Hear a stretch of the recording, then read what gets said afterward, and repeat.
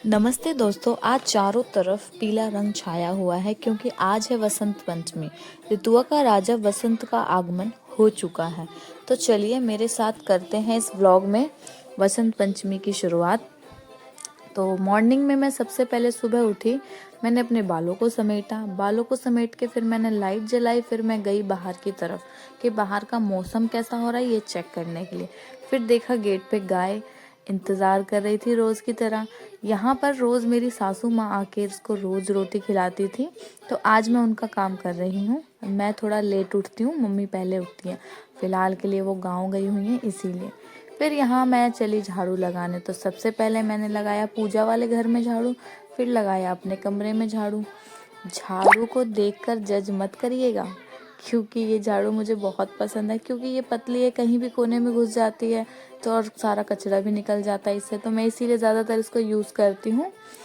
और फिर चलते हैं पोछे की तरफ। सारे घर में झाड़ू लगाने के बाद फिर लगाया पोछा। आज पोछा हाथ से इसलिए लगा रही हूँ क्योंकि आज वसंत पंचमी है, सोचा कोने कोने से गंदगी को बाहर निकाला जाए, तो इसीलिए। क्योंकि वो जो मॉप वाला पोछा है ना, उससे साफ तो होता है लेकिन जो कोने की डस्ट है ना वो नहीं निकल पाती। तो यहाँ खनकू भी उठ चुकी थी, खनकू से थोड़ा लाड लगाया, फिर उसको उठा के तैयार करके खेलने के लिए छोड़ दिया। फिर अपना पोछा जो अधूरा छोड़ा था उसको पूरा करके फिर चली नहाने। तो यहाँ नहा के आई तो आप लोगों को दिखा रही थी कि साड़ी कैसी लग रही है। गाइस बताइए तो कैसी लग रही हूँ, मुझे कमेंट में ज़रूर बताइएगा। तो चलते हैं। यहाँ पर फिर मैंने पहनी मैचिंग के कड़े। अपने कड़े पहनने के बाद फिर मैं चली गई अपने बालों को संवारने। बाल बहुत ज़्यादा उलझे हुए थे क्योंकि आज हेड वॉश किया था। फिर यहाँ थोड़ी लिपा पोती करी फेस की, और बिंदी, सिंदूर और लिपस्टिक नॉर्मल जो डेली रूटीन में लगाती हूँ वो लगाया, और चली मैं पूजा करने। यहाँ मैं पूछ रही हूँ फिर से कि बताओ मेकअप के बाद कैसी लग रही हूँ। तो चलते हैं, पूजा घर में आ गई हूँ। यहाँ सबसे पहले भगवान का जो है पर्दा हटाया। पर्दा हटाने के बाद फिर चली बर्तन धोने पूजा के सारे बर्तन धो के फिर वापस से पूरे घर में जल छिड़काव किया, गंगा जल से एकदम शुद्धता फैलाई। और उसके बाद फिर लोटा को जल भर के वापस से रखा। यहाँ पर सबसे पहले भगवान जी को फूल अर्पण किया। सारे भगवानों को फूल अर्पण करने के बाद फिर भोग की तैयारी करी। नीचे यहाँ पर मैंने मिठाई मंगवाई थी, और यहाँ पर मैंने दुर्गा जी को वाइट फूल चढ़ाया है। सरस्वती माँ की मूर्ति नहीं है, लेकिन इसीलिए हम मन से ही पूजा करते हैं, इसीलिए मैंने यहाँ वाइट फूल चढ़ाया है उनके नाम से। और यहाँ भोग भी चढ़ा दिया है मैंने, लड्डू मंगवाए थे तो भोग उसी से लगाया है आज मैंने भगवान को। और चलते हैं, दीप जला के आरती वगैरह करने के बाद भगवान को करा प्रणाम और लग गए अपने डेली रूटीन की ड्यूटी पर।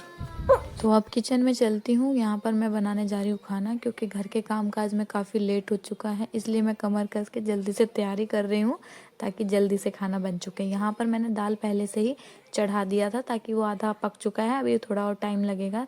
तो तब तक मैंने उसमें पानी उबल गया था चावल का, तो चावल धो के डाला। उसके बाद फिर मैंने यहाँ कट करे आलू।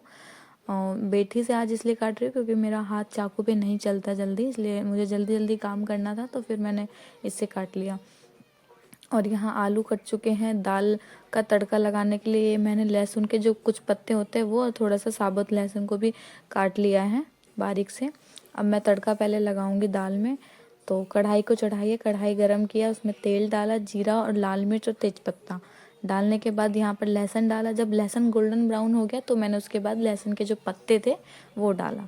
तो यहाँ तड़का तैयार हो गया है, इसको दाल में पलट देंगे। तो दाल में लग चुका है तड़का, आप देख सकते हैं। बहुत ही स्वादिष्ट लगता है इस तरीके से तड़का लगाने में दाल। और यहाँ पर मैंने थोड़ी सी जो मोटी मोटी मिर्च होती है वो भी फ्राई कर लिया है, क्योंकि ये नमक के साथ जो फ्राई करके रखो तो नमक छिड़कने के बाद अच्छा टेस्ट देती है। तो दाल चावल पे भुजिया ना बने ऐसा तो हो ही नहीं सकता। तो यहाँ पे भुजिया की भी जो कटिंग वटिंग के बाद यहाँ पर तैयारी कर लेती हूँ। अब उसको भून के थोड़ा सा इसमें हल्दी नमक डाला है, बाकी कोई मसाला नहीं डालती हूँ। आप चाहें तो इसमें लाल मिर्च वगैरह डाल सकते हैं। हमारे बिहार में जो आलू की भुजिया होती है वो कई तरीके से बनती है, जिसमें लहसुन का पेस्ट भी डालते हैं। काफ़ी कुछ तरीका है बनाने का। हर रेसिपी में आगे कंटिन्यूस वीडियोज़ में शेयर करती रहूँगी। तो यहाँ खाना अच्छे से पक चुका है। यहाँ पर मैंने प्लेटिंग कर ली है। और अब चलते हैं खाने के लिए, क्योंकि यहाँ दोपहर के 12 बज चुके हैं और बहुत ज़ोर की भूख लगी है। तो वीडियो को यहीं एंड करते, थैंक यू।